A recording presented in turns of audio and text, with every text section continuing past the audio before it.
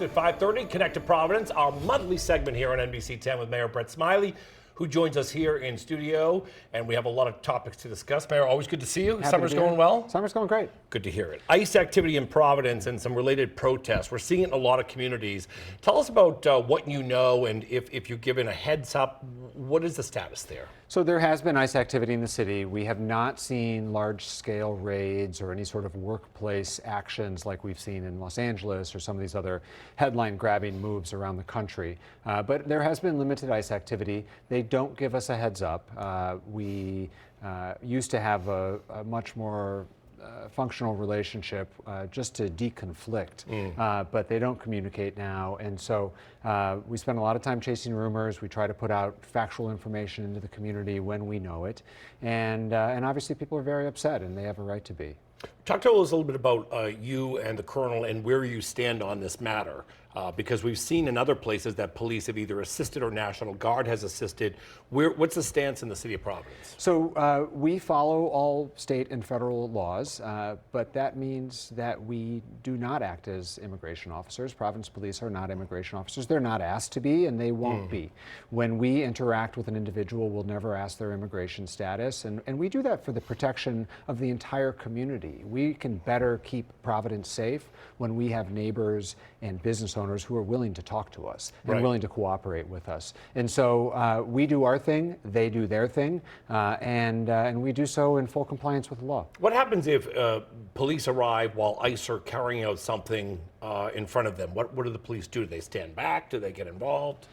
So that doesn't happen very often. You know, the last time this happened was ICE was detaining someone, or someone was getting medical treatment at Rhode Island Hospital. ICE was waiting to take them. There was a protest outside.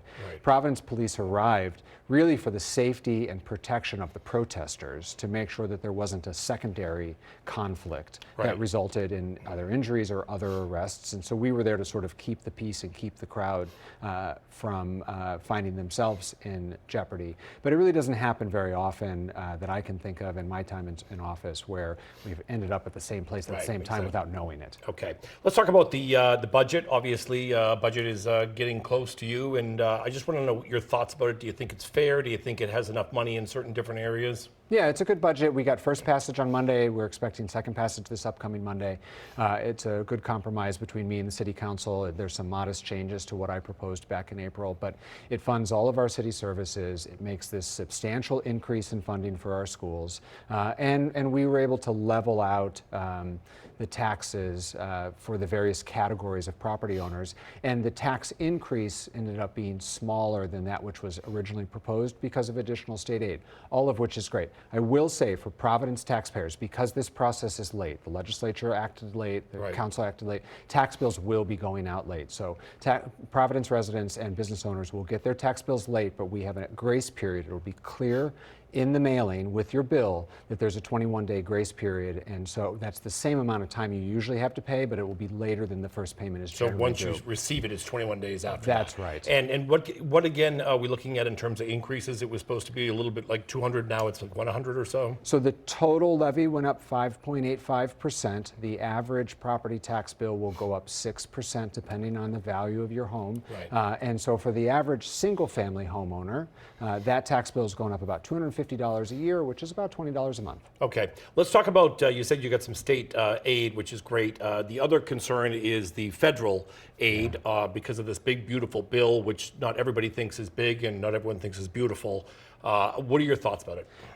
It's going to take a little bit to hit the city, but I think it has the potential to be really harmful. And I think it's a really cruel choice to cut things like Medicaid and SNAP, which is, of course, food assistance. That will find its way to us eventually. Those cuts will largely go to the state, but then the state's going to have to react, and we're expecting that they're going to either cut cities and towns or just cut the individuals. And where do those individuals live? They live primarily in the urban core, which means Providence, Pawtucket, Central Falls, Woonsocket, and West Warwick. And so we're going to be tasked with still providing basic needs and services for our residents that have this key support getting kicked out from under them. Right, and there's really no money in this budget, city budget, that would be able to compensate for that. No, there's no amount of local funds at any of community that can backfill what the federal government used to provide. And so so it's a scary time. Obviously, they're still finding little nuggets in this bill, so I don't think we've seen everything yet, and people voted on something that they had not read.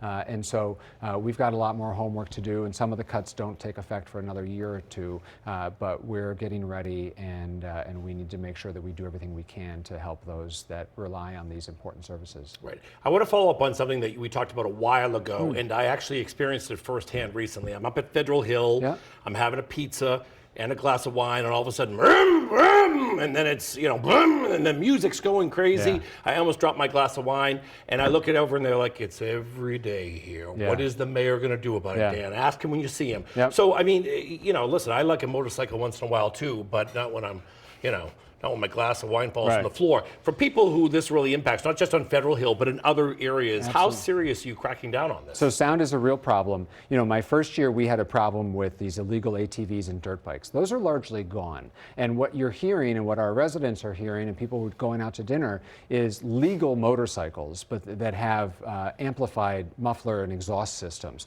And so that's a sound violation. It's not an illegal vehicle. It's a violation of our sound ordinance. Right. So we're writing sound ordinance tickets more than ever, both nightclubs, house parties, and vehicles.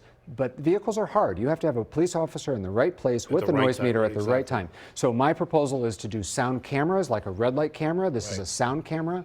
I proposed it in the past. We got it in this budget. The city council actually cut some of the funding, but we fought to preserve the rest. Yeah. And the hope is that by the end of the year, we'll have sound cameras in key locations around the city where what'll happen, if it goes over the limit, takes a picture of your license plate, mails you a ticket. I think that's the only way we're going to get people to change behavior. All right, Mayor, good to see you. Thanks to for see your you too. time. We certainly appreciate it. Great. Let's head it over to Barbara Morse. Yeah.